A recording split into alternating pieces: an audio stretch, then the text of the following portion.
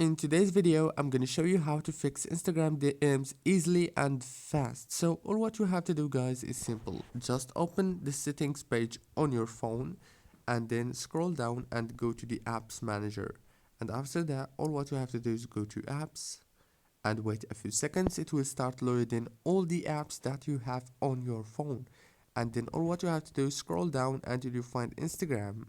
And after you find it, all what you have to do is click on it like this and then click on force stop, and after that go to storage and make sure to clear data and clear cache by clicking on these. And after you click on it, now all what you have to do is go back to the home page and this time go to Play Store. After you go to Play Store, all what you have to do is search for Instagram and click on it, then check if there is a new update. If there is a new update, all what you have to do is click on it like this and it will start updating your Instagram.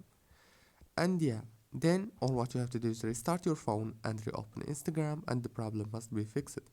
Don't forget to like, subscribe. Thank you for watching.